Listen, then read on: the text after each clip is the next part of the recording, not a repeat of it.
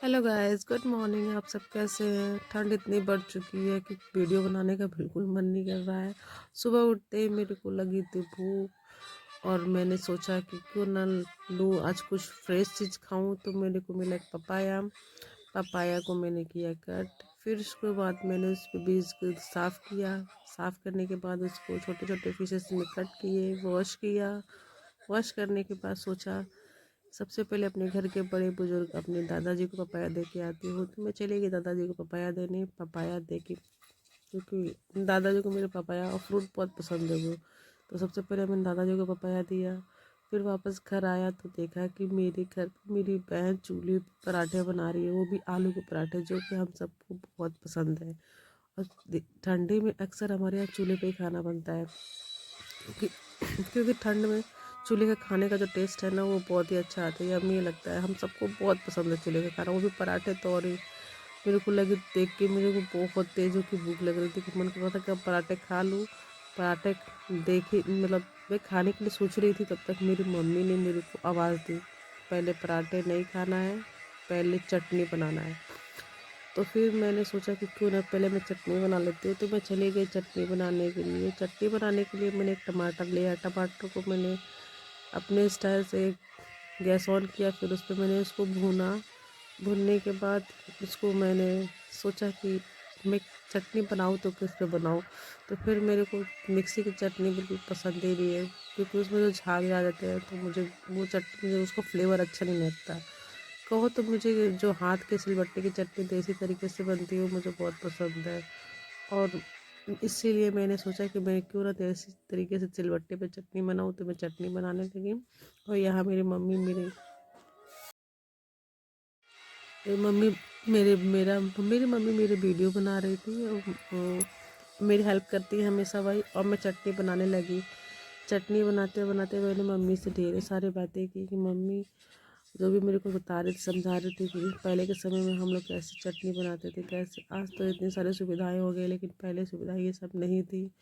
तो फिर आखिर मेरी चटनी फाइनली बन के तैयार भी हो चुकी थी। तो मैंने सोचा कि चटनी बन चुकी है मेरी, तो सबसे पहले क्यों ना अपने दादाजी को सर्व करें, क्योंकि हमारे घर में जो भी कुछ बनता है पहले बड़े बुजुर्गों को दिया जाता है। तो मेरी चटनी फाइनली तैयार हो चुकी है। मैंने उसको निकाला एक प्लेट में, और चटनी को निकालने के बाद फिर मैंने एक प्लेट में चटनी निकाली, पराठे निकाले और अपने दादाजी को देने के लिए चली गई। क्योंकि हमारे यहाँ सबसे पहले जो भी बनता है या फिर कुछ भी बनता है, मेरे दादा बड़े बुजुर्गों को दिया जाता है। तो फिर उनको दे के आई।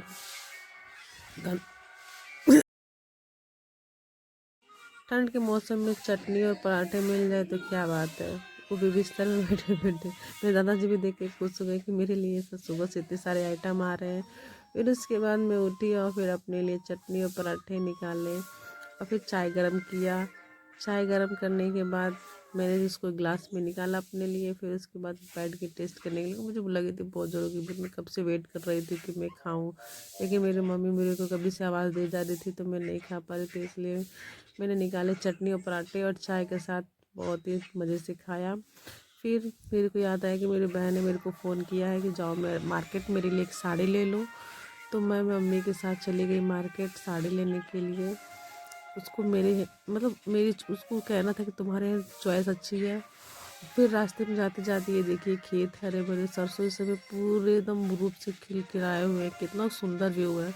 इस समय चारों तरफ गांव में जो हरियाली व्यू होता है ना, वो बहुत ही खूबसूरत होता है, देखने लायक होता है। और जो ये मौसम है ना ठंड का, ठंड में तो है, लेकिन जो गांव की हरियाली है ना, वो दिल को एकदम छू जाती है। यहाँ आने के बाद माइंड बिल्कुल फ्रेश हो जाता है। फिर मैं वहाँ पहुँचने के बाद पहुँच गई अपनी मार्केट।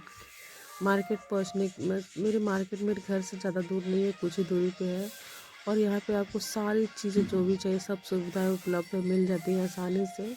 तो मेरा मार्केट पहुँचने के बाद मैं पहुँच गई जहाँ मुझे जाना था, दुकान पे, साड़ी वाले दुकान पे। तो मैंने भैया को पहले से फ़ोन कर रखा था कि भैया मैं आपकी दुकान पे आ रही हूँ, तो मेरे लिए साड़ियाँ जो भी है आप निकाल के रखी रहेगा। तो उन्होंने कहा ठीक है आओ मैं आपको साड़ियाँ दिखाती हूँ। तो उन्होंने मुझे अच्छी अच्छी साड़ियाँ दिखाई थी, बहुत ही खूबसूरत खूबसूरत। तो ये आप देख सकते हैं, ये साड़ियाँ कितनी प्यारी प्यारी है। ये जो येलो कलर की साड़ी थी, मुझे बहुत, इसका वर्क मुझे बहुत पसंद आ रहा था। इतनी खूबसूरत साड़ी थी। इन्होंने जितनी साड़ियाँ दिखाई बहुत अच्छी दिखाई, और जिन इनकी आज खासियत ये है कि जो भी दिखाते हैं बहुत ही अच्छे रेंज की, अच्छी क्वालिटी की दिखाते हैं। फाइनली हमने एक साड़ी पसंद भी कर ली। मेरी बहन को चाहिए थी ब्लैक कलर की साड़ी, तो ब्लैक नहीं, हमने अपने पसंद से एक ले ली, जो कि मैं और मेरी मम्मी ले चुके हैं। हम लोग साड़ी लेने के बाद फिर मेरी जो तीसरे नंबर वाली सिस्टर है, हम 5 सिस्टर है, तो मेरी तीसरे नंबर वाली सिस्टर ने कहा कि दीदी मेरे लिए नूडल्स लेते आना। तो फिर हमारे यहाँ एक नेपाली भैया इस समय स्टॉल लगा रहे हैं, वो बहुत ही अच्छा यम्मी बनाते हैं। सारे चाइनीज़ फूड बनाते हैं, इनके यहाँ बहुत ज़्यादा भीड़ लगी रहती है। जैसे ये स्टॉल अपना लगाते हैं, इनके यहाँ सारी चीज़ें तुरंत तुरंत बिक जाती है। तो हमने पैक कराया नूडल्स, और नूडल्स पैक कराने के बाद मैं और मेरी मम्मी साड़ी लेने के बाद जो भी हमने बाज़ार में जो भी काम था, सारे कामों को हमने निपटाया। निपटाने के बाद घर वापस चल दिया, क्योंकि शाम हो चुकी थी, काफ़ी देर हो चुकी थी। तो शाम में मैं और मेरी मम्मी वापस आते हुए रास्ते में ये देख आए। फिर उसके बाद हमने जो भी कामों को, तो सारे कामों को निपटाया, फिर वापस आए। ये देखिए हमारे गांव का व्यू नज़ारा कितना खूबसूरत। तब तक ले मिलते हैं अगले में। Bye bye, next, take care.